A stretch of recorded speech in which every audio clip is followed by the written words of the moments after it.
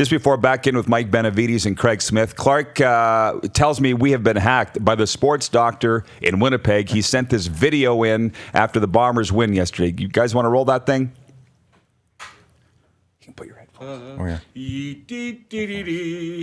La la la la la.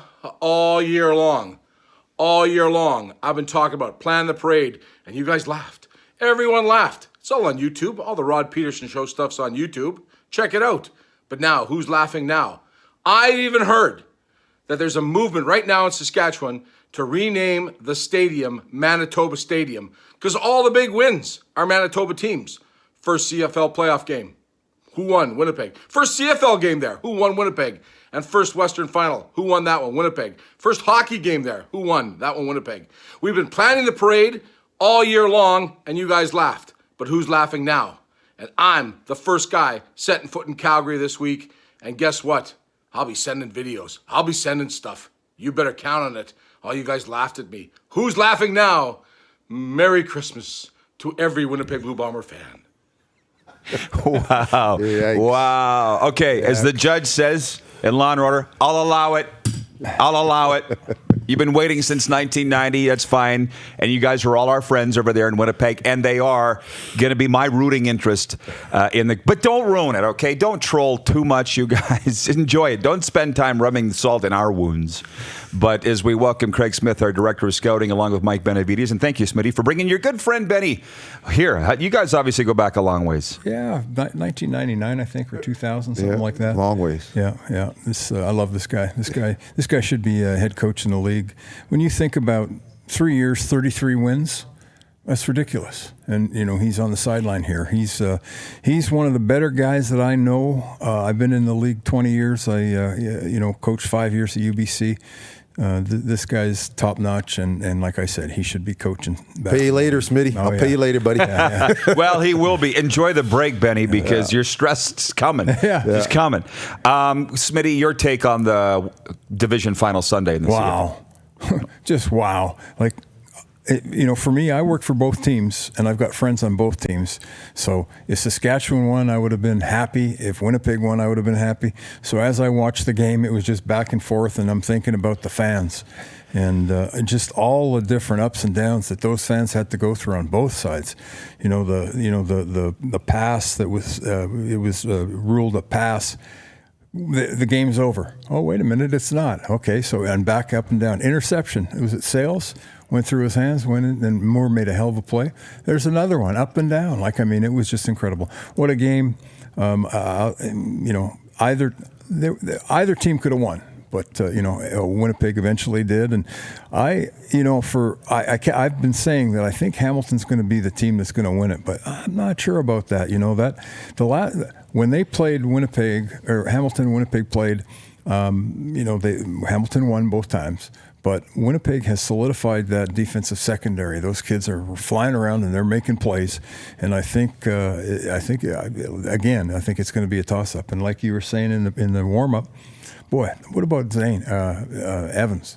Holy cow. And the story with Collaros made 3 unbelievable plays that they had been lacking with Strevler, throwing the ball downfield, making big plays. And, that helped with field position. And field position's a huge part of the game. So, what a CFL.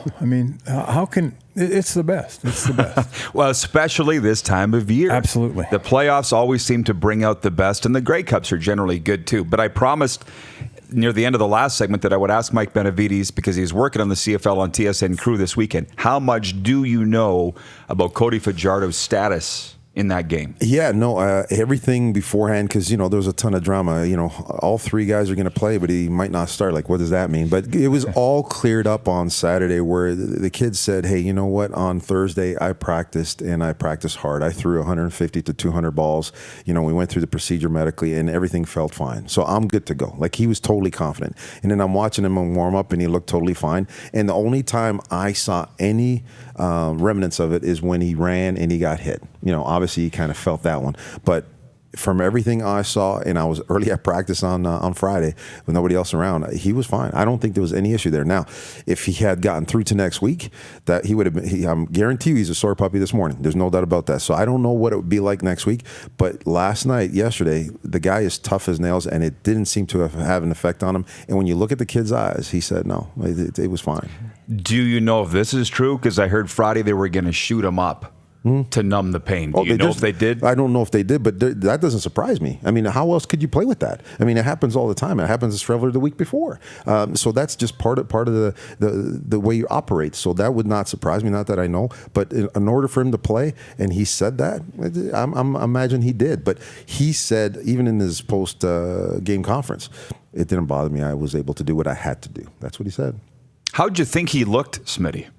Fajardo? Because honestly, if you didn't know he was dealing with this, I don't think you'd Not know. at all. No, he looked healthy. He looked normal. He threw the ball.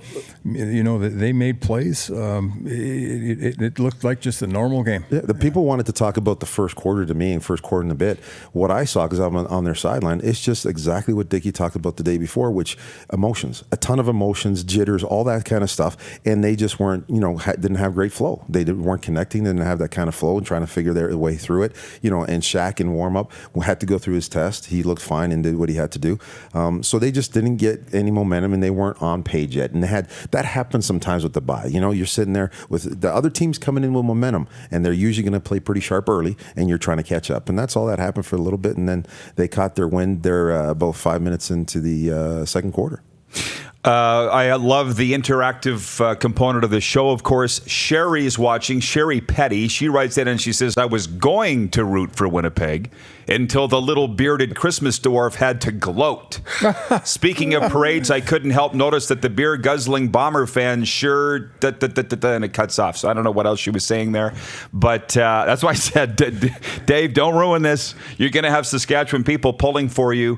Here it is. The beer-guzzling Bomber fans sure have to urinate a lot during the game. Very Winnipegish. That from Sherry.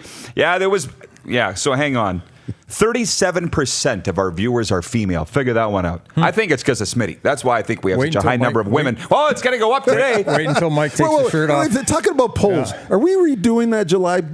Come on. Whenever you want. We got to redo the July because I had 7% of the votes, Smitty. I voted. Who was the most popular? You're one of the 7 people who He voted for you. I did, absolutely. I did. Thanks, guys. Yeah. But we got to do that revote. But we were the only ones, I think. People talking about, because I see some people saying some stuff about that interception.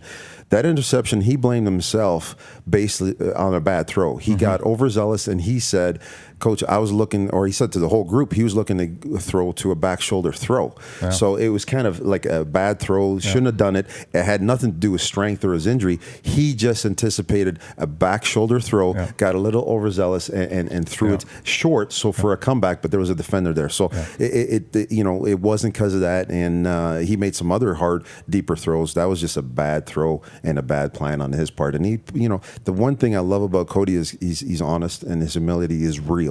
And I think that's going to make him a great leader here. Well, go ahead, Smitty. What's incredible is Caleros. And this story is just amazing. It was a huge story coming in. He started with Saskatchewan, got let go and all that kind of stuff. Now he goes in, he beats Saskatchewan. Now he's going against his old team. The plays he made yesterday were incredible. Just wonderful throws. And then that play, his run to get a first down. I mean, that was another play. I mean, this kid's making plays. Absolutely. And actually, Lyle Bauer, you worked for him or with him? I know Lyle. Good guy. Yeah. He put on Facebook last week when this Winnipeg-Saskatchewan matchup was going to happen. He said, you don't trade a quarterback to a potential rival. Jeremy O'Day should know this, and this is going to haunt him. And at the time, I just laughed. And I thought, Jeremy didn't do anything wrong. But I think it's good fodder for a Monday morning coffee discussion. Should Jeremy not have traded him? Did he goof in any way to open the door for Zach Caleros to come back in? Because there's no way he traded him to the Argos, and actually nobody would know the answer to that because I don't think anybody knew Zach's real concussion status. At the time of the trade, I don't think anybody knew what his health was. Well, that was the big thing. Yeah, is the status of his concussion. Everybody and their dog said, Zach, I don't want to see you play again because we don't want to see you get hurt. Everybody was saying that. So, I mean, for Jeremy, it's an up in the air thing. And, you want certainty at your quarterback position. So don't blame Jeremy. I mean, that was one of those things. And it's ironic that he has gotten an opportunity to play. He was in Toronto. If he doesn't get traded, they're done. But he gets traded. And then he goes to Winnipeg, and it was, okay, well, he's third string. He's going to hold the clipboard, and then all of a sudden he's playing. Now, he so far so good with the head, but that's not a Jeremy thing. I mean, I wouldn't blame him at all. I don't. Yeah. But Lyle did. Yeah. And Lyle's been the president of 2 teams. Yeah. So it's fun to talk about. What do you think? Well, I mean, anytime you have an asset like a quarterback, you want to keep him in-house. But I think at that point in time, it just became evident that, you're going to move on, you're going to make a trade, and I don't blame him at all for that. I mean, who would have thunk that it would spin this way? And obviously, it's easy to say that now when Lyle's in that situation. But there's no way that could have been projected. But you try and make the best. And I think the other thing, too, that it helped Cody, it's clear. It's your squad. Move them away. I had Kevin Glenn and Travis Lulay as Kevin's trying to play. Lulay's sitting at the back of the huddle, and that's hard for any leader. So that just gave everybody clarity, and let's move on. So, that's just Lyle got lucky with his timing. For sure. But this is something that I'll be thinking about this winter, and I think we'll be talking about is if Zach was good enough to play, shoot, he's gone into Calgary and won and gone into Saskatchewan and won. Why wasn't he playing with the Argos? But I was like, well, ask John the same question. Exactly. Ask John that question when you have him later this week. Because if he was there and he was, why not play him ahead of James? Because everybody saw James couldn't do it. Or Bethel. I mean, so if that was the case, why wasn't he playing? And obviously, it's been said that, Pop was keeping something in the drawer for him because he wanted to keep him. Obviously, he had an asset. But, it kind of changes, like you said, Smitty. It's been fortunate, knock on wood. For every player, it's one play away type of situation. You're watching Rod Pedersen On Demand. For more of The Rod Pedersen Show, visit rodpedersen.com or follow Rod Pedersen on social media.